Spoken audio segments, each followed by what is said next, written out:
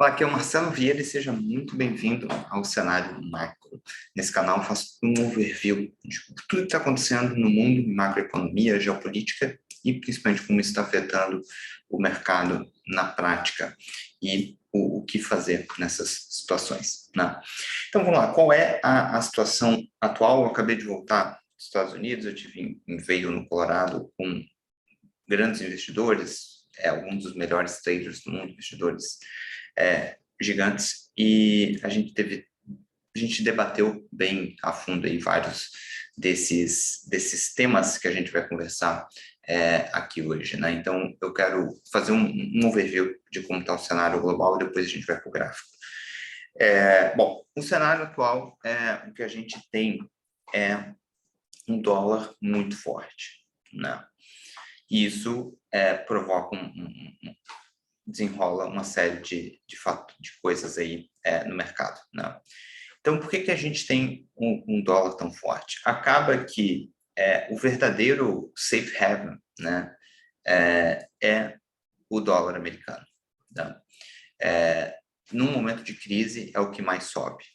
O que não está subindo no momento onde a gente tem inflação alta e guerra, uma série de problemas geopolíticos e, enfim, um mundo numa situação complicada. O que está subindo o dólar? O que não está subindo? Ouro, Bitcoin, enfim, ativos que nas suas narrativas são proteção contra a inflação, proteção contra a crise, não tem se mostrado. Quem tem se mostrado realmente a proteção contra a crise é o dólar americano, né?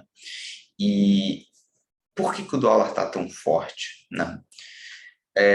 Tanto pela questão dos juros nos Estados Unidos, por causa da inflação alta, o juros está subindo,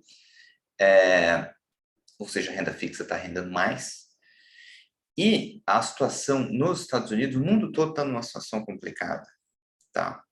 Porém, embora o mundo todo esteja numa situação complicada, a situação mais favorável é para os Estados Unidos, não só porque é a maior potência, é a maior economia, etc. Não só isso, né?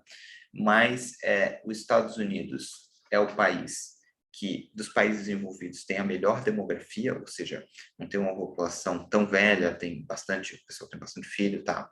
Tem bastante crescimento ainda pela frente, porque quando falta a população jovem é que consome, que compra casa, que compra carro, que está produzindo, né, pagando imposto, etc.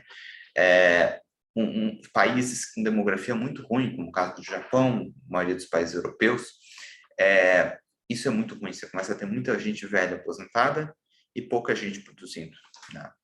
E aí a conta não fecha. Isso vai causar seríssimos problemas. Então, os Estados Unidos têm isso. Os Estados Unidos, a questão de energia sempre foi importante, mas no mundo onde estava muito pacífico, isso não era um grande problema. Agora, tem um problema energético, né, por causa da guerra. Então, quem não é autossuficiente em energia vai sofrer muito mais. A gente já vai chegar no problema na Europa, na Alemanha e tudo mais. Então, os Estados Unidos é autossuficiente em energia, autossuficiente em alimento, tem condições para abastecer o próprio país e também para exportar, né?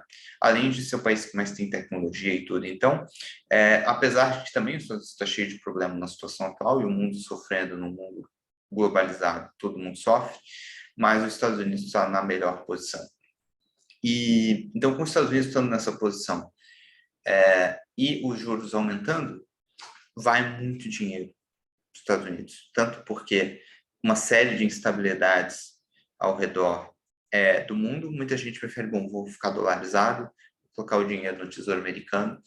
E, enfim, é isso que está acontecendo e essa que tem sido a grande proteção na crise. Bom, com o dólar forte, fica complicado para país emergente, como o Brasil, normalmente é o inverso, as commodities, um dólar sendo a moeda de reserva global, dólar forte normalmente significa commodities caindo, então as commodities que estão num ciclo de alta, num prazo maior, porque, enfim, você tira basicamente as commodities da Rússia do mercado global e todo o resto tem que dar conta. Então, logicamente, o preço sobe porque você diminui a oferta, né? A oferta de commodity diminui muito, isso aumenta o preço e isso causa inflação.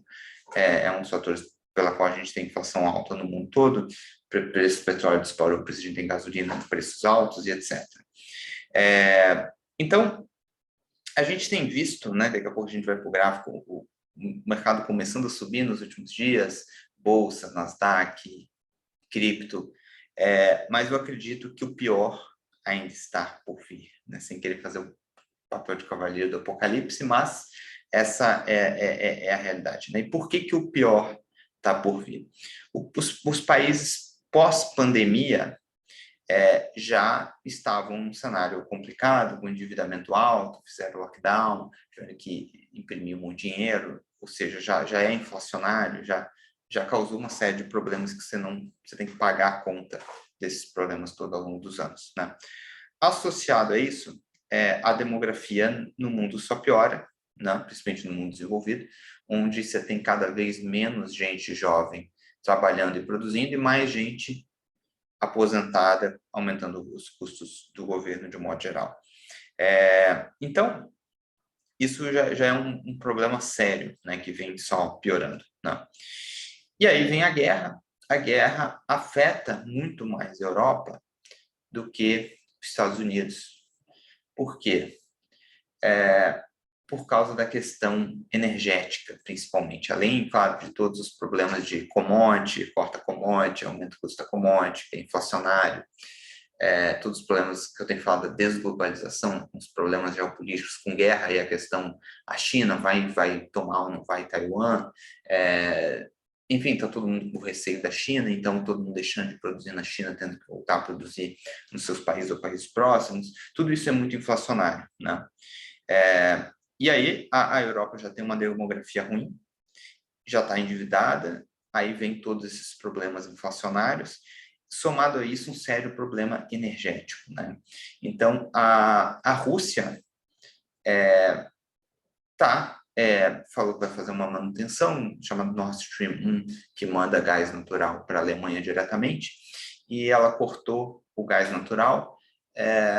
Me parece que o mais provável é que não volta mais a como era antes. Provavelmente eles devem continuar mandando alguma coisa de gás natural, mas menos. Até porque se você manda menos, o preço aumenta. Há um preço aumentando, você pode mandar menos e cobrar mais por isso. Para a Rússia é importante continuar financiando a guerra, né? Também a Europa recebendo menos gás natural, o gás da Ucrânia vem da Europa. Então, ou seja, não sobra gás natural para mandar para a Ucrânia, que eu acredito que é um dos interesses do Putin, afetar a Ucrânia. Com isso, acaba afetando toda a Europa. Então, ou seja, na Alemanha, que é um país industrializado, provavelmente vai faltar energia. Isso significa que eles vão ter que, não só a energia ficar mais cara, mas eles vão ter que racionar, né, fazer racionamento de energia.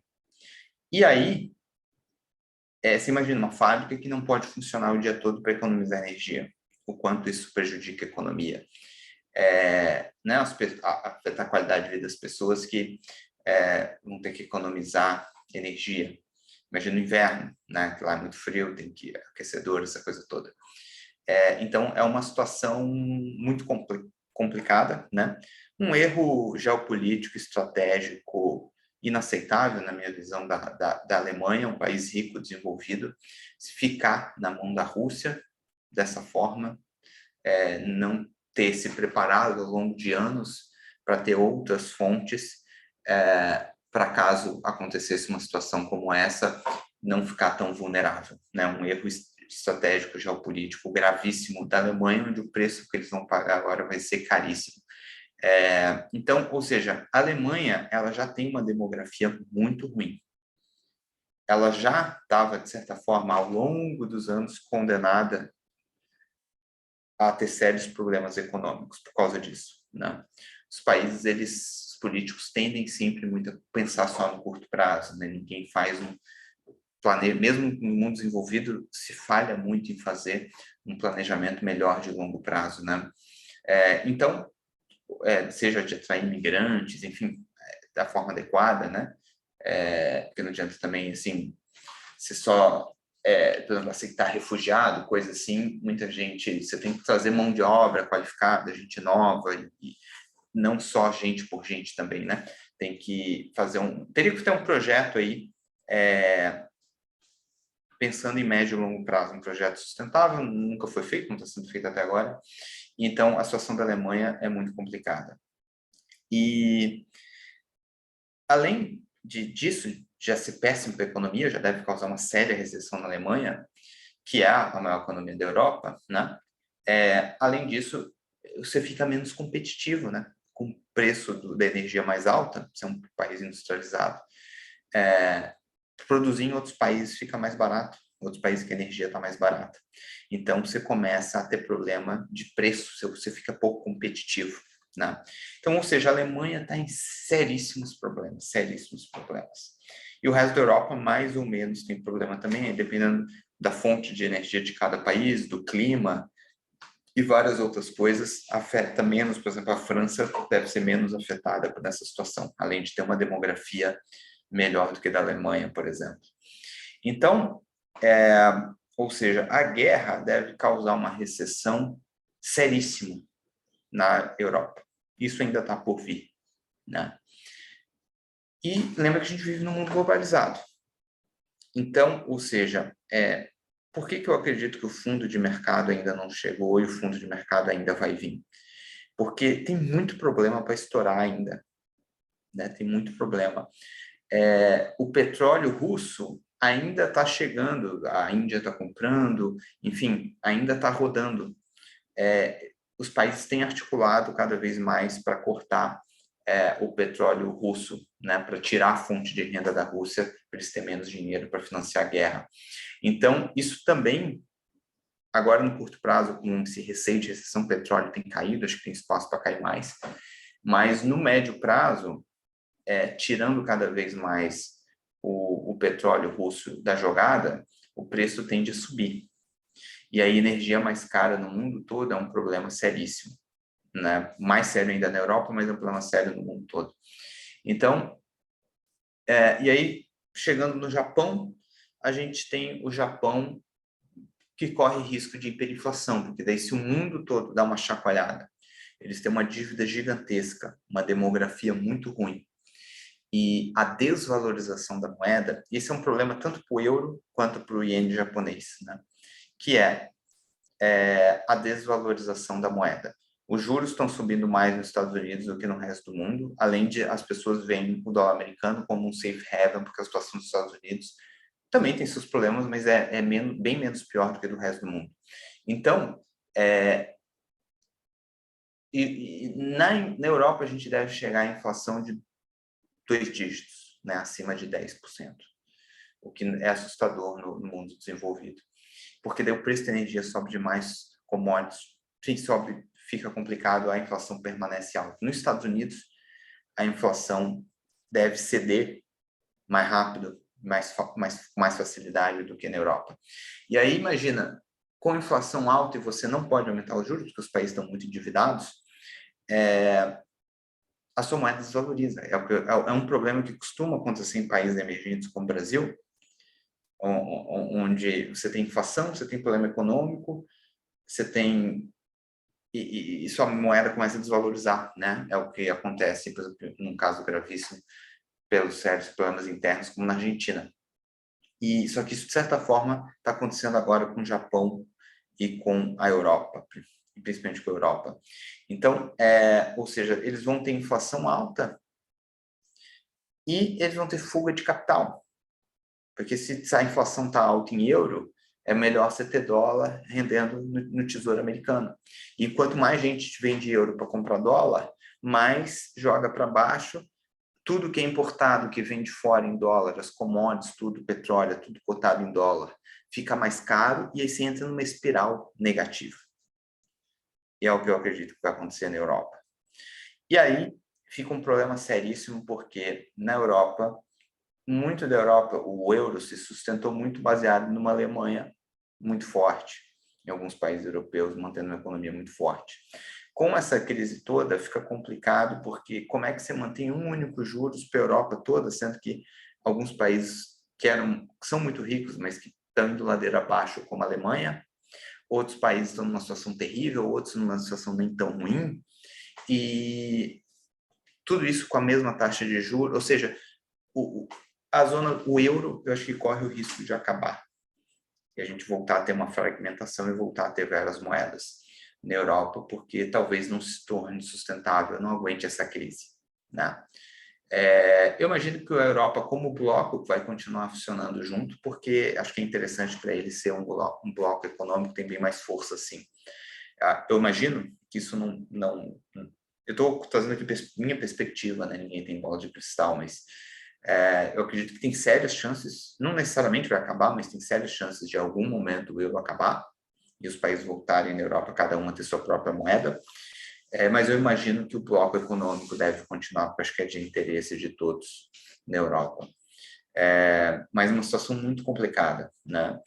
E o Japão acontece, de certa forma, algo parecido, embora não tenha um problema energético tão forte e tenha bem mais reserva e tudo, mas também o caso da demografia é muito, muito complexo, muito problemático, né? Então, infelizmente, nesse sentido, demografia é um problema sério que não se tem solução ainda, né? O mundo sempre cresceu porque sempre estava crescendo a população. No que começa a decrescer a população, fica difícil ter crescimento econômico. Isso é um problema muito sério. Bom, China, todo mundo com receio de ter um problema de tomar Taiwan, de ter uma nova guerra, de eles, né, continuarem comprando tudo da Rússia, então tem que fazer sanção à China, e, enfim, vários problemas, né? A China tem uma demografia a pior de todas, porque lá atrás eles tinham uma política com uma população muito grande, eles acharam que era melhor limitar a quantidade de filhos, de cada casal só poderia ter um filho, isso durou muitos anos, então agora ele foi um erro brutal, e agora não tem mais volta, né? E com custo de vida e cada vez mais difícil, as pessoas têm cada vez menos filho na China. Então, a China está condenada ao completo quebrar completamente, né? E o que coloca o regime do Xi em xeque, né? Porque ele vai ter que usar muita força bruta para manter o regime dele, porque a insatisfação vai começar a ficar muito alta. E eu suspeito que parte dos lockdowns é para isso, né? Começa a ter revolta, a gente já viu corrida a bancos na China, etc. O que acontece? Lá eles têm um controle de todo mundo, né? Uma ditadura. Então, tem seu score, né? Nos apps e tudo, você tem que usar. Se você não se comporta bem, você não pode mais pegar o trem, você não pode mais isso, você não pode mais aquilo, né? E fazer protesto é um risco de saúde pública agora lá, pela questão do Covid.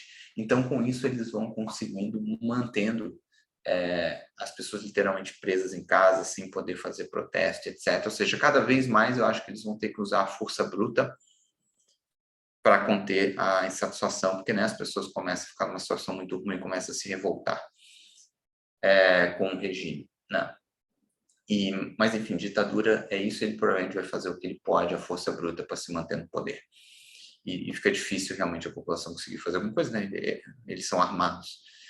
A população não, e fica complicado. Então, uma situação complicada também na China. Então, veja que tem muito problema aí, mas muito problema. A gente vai ver daqui a pouco no gráfico, a bolsa nem caiu tanto assim, está replicando agora e tal, o S&P. Eu acho que é muito problema para já ter feito o fundo de mercado, tá? Embora tecnicamente tenha alguns sinais aí né, de uma acumulação, de uma reversão e tal. Mas, enfim, eu acho que a situação é complicadíssima. Eu acho que o mais provável aí nos Estados Unidos também a questão que a inflação continua muito alta. O Fed está aumentando drasticamente os juros, fazendo aperto monetário, quantitative tightening.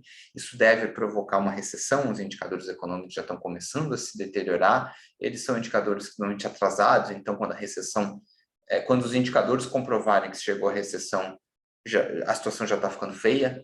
Então, só aqui virou uma questão política, né? O Biden falando, tem um cara, o nome dele é Jay Powell, e ele vai resolver a inflação, né? E sendo que a inflação, claro, tem muito a questão da política monetária, mas, enfim, teria que se tomar uma série de outras medidas também para, enfim, para conter essa situação. Tem coisa que, como, por exemplo, extração de petróleo, para baixar o preço do petróleo, entre outras coisas, na base, a questão da reindustrialização dos Estados Unidos com a desglobalização, né, com as empresas saindo da China, porque a qualquer momento a China pode aprontar e ser cancelada, assim como for a Rússia.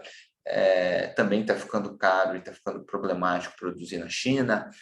Enfim, então, tudo isso aí, o mundo vai ter que passar por esses problemas. Esse aumento rápido dos juros nos Estados Unidos deve causar uma recessão nos Estados Unidos e no mundo todo, e não quebrou nada ainda, não teve nenhum setor que quebrou nem nada, só cripto quebrou, nenhum grande setor quebrou ainda, né? Então, difícil, historicamente, quando você tem aperto monetário, como você está tendo agora, sempre quebra alguma coisa, a economia é muito frágil nesse sentido. Então, enfim, eu acredito que em algum momento no segundo semestre o pau deve quebrar. Não, resumindo, é isso, né? Então, com a recessão, o risco de recessão, o mercado sempre antecipa, diminui o consumo de commodity, porque está tudo mais devagar, a gente está vendo as commodities caindo, mas eu acredito que é só durante a recessão, em seguida as commodities devem voltar a subir, né? Também depois da recessão, a inflação deve começar, pelo menos nos Estados Unidos, a se conter, a diminuir, e aí o Fed em algum momento deve pivotar do aumento de juros, deve dar uma amenizada, e daqui a pouco os outros países vão precisar fazer estímulo, porque a situação econômica vai estar muito ruim. E aí, em termos de mercado, a gente deve voltar a ver o mercado subir, mas provavelmente a gente já vai estar a preços mais baixos. Então, esse é o meu basic case, né? É o meu cenário padrão, cenário provável, né? Ninguém tem bola de cristal, mas esse é o meu cenário provável. Então, vamos para o gráfico. Tendo isso em vista, né? O que eu tenho feito, basicamente, é fazer operações, principalmente em cripto, de long e short, né? Ou seja, comprando criptos boas, vendendo criptos ruins e ganhando em algumas criptos só short, só vendido. E acho que o cripto é o melhor mercado para operar, né? É onde tem mais oportunidade. Então, tem ficado a oportunidade, tem estado mais nessa coisa do trading, né? De achar oportunidades para fazer trades, e não está cedo ainda para posicionamento, está cedo ainda para carteira, para montar carteira de ações, para montar carteira de cripto, para investir por longo prazo, contando com o mercado subir.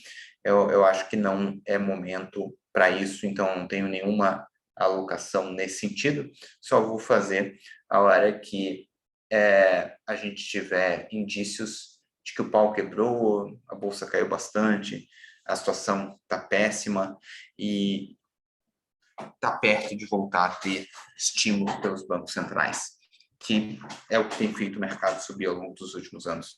É estímulo do Banco Central, basicamente isso. Não. Então, vamos lá.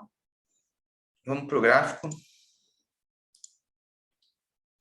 Dólar DXY em plena tendência de alta, caindo um pouco nos últimos dias, mas, enfim, há preços aí já bem acima das últimas máximas, recuando um pouco agora, o que dá uma aliviada aí para ações, para cripto, etc.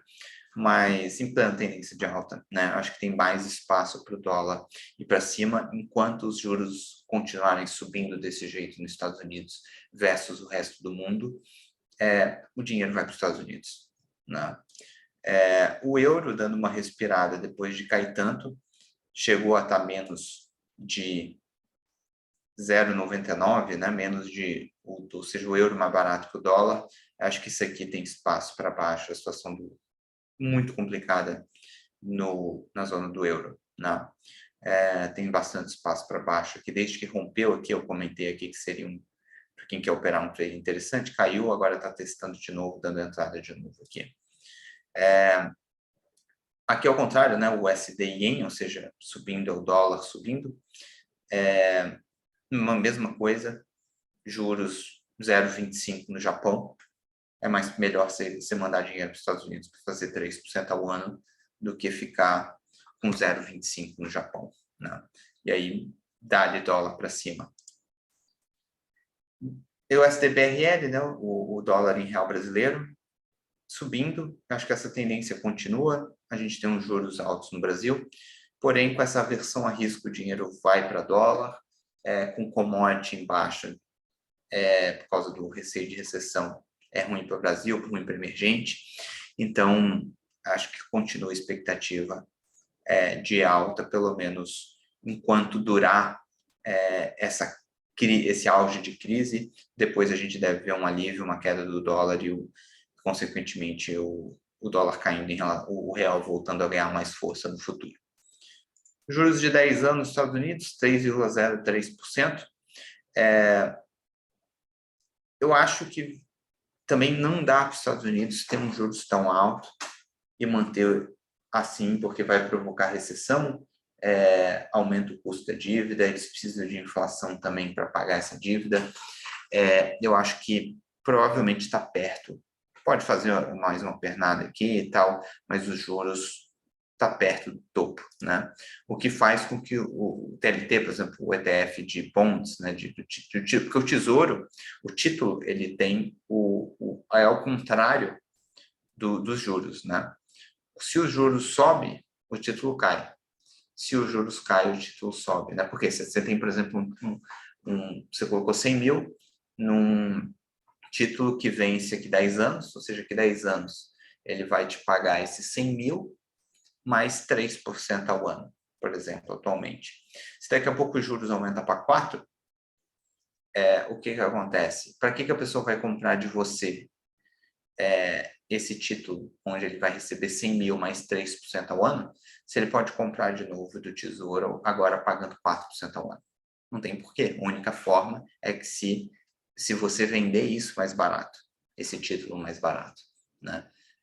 Para que compense mais a pessoa comprar de você um título pagando menos de 100 mil, onde ele vai receber lá na frente 100 mil mais os 3% ao ano, ou seja, onde para ele isso seja mais interessante do que comprar do governo hoje pagando 4%.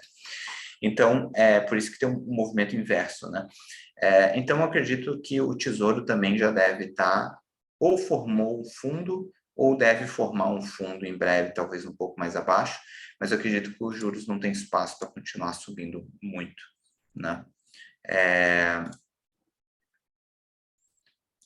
VIX, né, índice de risco de volatilidade, normalmente num auge de crise, como foi aqui em março de 2020, a gente vê o VIX lá na faixa de 80, mesma coisa aconteceu, por exemplo, lá, enfim, no auge das crises aqui em 2015 chegou a 50, 40 em 2010, em 2008 no auge da crise 80. Então eu acredito que a gente deve testar no fundo de mercado algo nessa faixa de 70, 80 de novo. A gente não viu isso ainda, né? O S&P 500, desde o topo, está caindo atualmente 17%. Eu acho que não é compatível uma crise desse tamanho que a gente está falando, pós-pandemia e durante uma guerra, só cair 17% e ficar por isso, né? A situação está muito feia. Agora, é normal no bear market, temos pernadas de alta que, tranquilamente, essa pernada pode testar aqui os 4.700, 4.300, alguma coisa assim. Pode ter um alívio, mas a tendência é de baixa. Não, a gente não pode esquecer isso. Tanto tecnicamente a tendência é de baixa, quanto, obviamente, a situação macroeconômica é péssima, né? Então, a gente não tem indícios ainda de que o mercado virou para cima. Tudo pode acontecer no mercado, mas seria muito estranho. Como é que o mercado vai sustentar essa alta com juros altos, quantitative tightening, todos esses problemas acontecendo? Muito difícil. né? Isso indica que é só um respiro dentro de um bear market, o que é comum, né? Nasdaq também aí subindo forte recentemente. Russell 2000 também. Small caps nos Estados Unidos. Índice Bovespa, né? Eu comentei aqui desde que perdeu aqui esse fundo, aqui em 100 e poucos mil pontos, que enfim, não vejo por que ficar comprado em Bovespa, ou abrindo uma possibilidade de short. Está repicando também, mas eu acho que só um repique dentro dessa tendência de baixa. Mesmo o Brasil tendo commodity, e a gente deve estar num commodity super cycle, né, ao longo dos anos, passando o auge de recessão agora, quando voltar estímulo, é aquela coisa que está com menos oferta de commodities, preços, mas deve voltar a subir, o que favorece o Brasil. Mas nesse momento a situação é complicada, né? Ouro performando num range lateral, testando aqui um suporte importante, o que não tem se mostrado um hedge nem contra a crise, nem contra a inflação, e tem sofrido muito com dólar forte, né? Testando o suporte aqui. Claro que para um trade, testar um suporte aqui pode ser um ponto interessante para um repique stop logo abaixo, né? Petróleo, nesse range aqui também, entre 126 e 90. Vamos ver se segura, mas confirmando uma recessão, acho mais provável que rompa para baixo, vá buscar preços menores aqui, até, de repente, enfim, você tem o suporte dos 83, depois tem suporte na faixa dos 60 e poucos, pode tranquilamente buscar isso aqui, mas eu acredito que pelas questões geopolíticas, a médio e longo prazo, volta a tendência de alta no petróleo.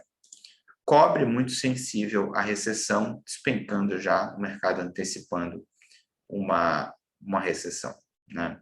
Rompimento de suporte aqui em 4.000 e de lá para cá despencando.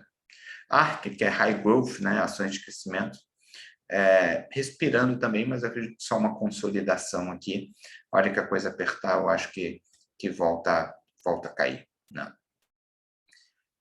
Nos setores americanos, XLE, setor de energia, junto com petróleo, gás, tudo caindo.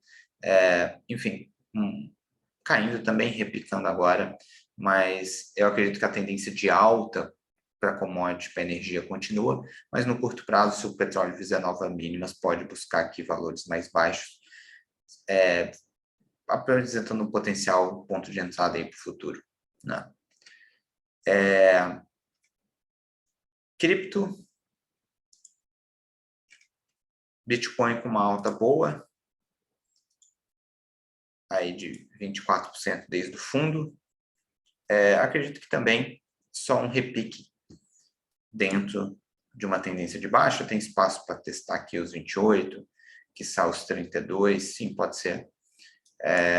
Mas a hora que o pau quebrar, não vejo como o Bitcoin naturalmente é um ativo de risco, mas mesma coisa, não é um hedge contra a inflação, não é um safe haven, um porto seguro.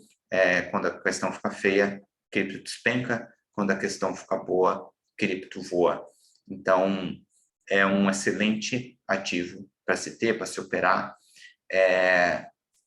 comprado quando a situação está favorável, porque tende a subir muito, e vendido quando a situação está feia, porque é uma tecnologia, basicamente. O mercado vê como uma tecnologia, e uma tecnologia nova, com potencial, mas que muito volátil, né?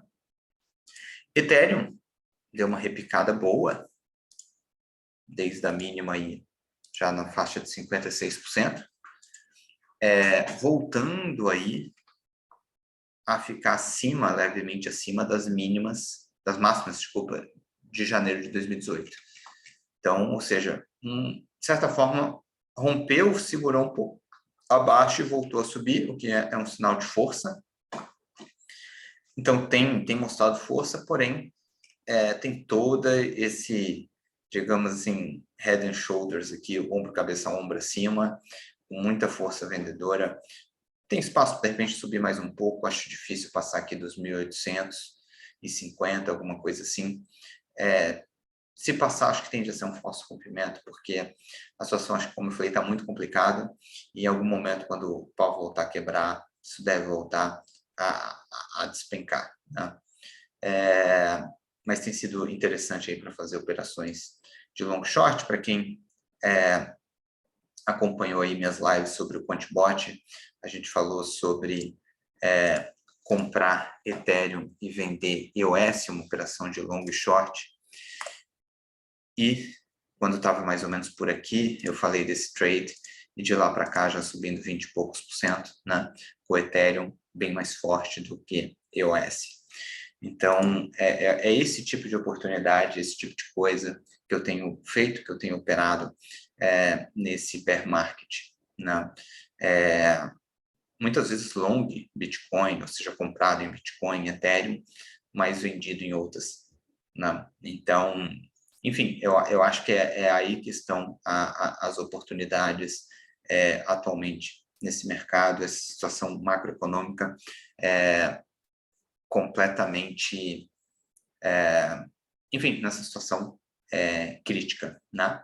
Então, basicamente, esse é o resumo. Não deixe de comentar, me dizer o que você está fazendo, compartilhe esse vídeo, esse conhecimento com outras pessoas, não deixe de assinar o canal e marcar ali o sininho para você ser avisado toda vez que tiver um vídeo novo, tá legal? Então, é isso aí, a gente se vê no próximo vídeo.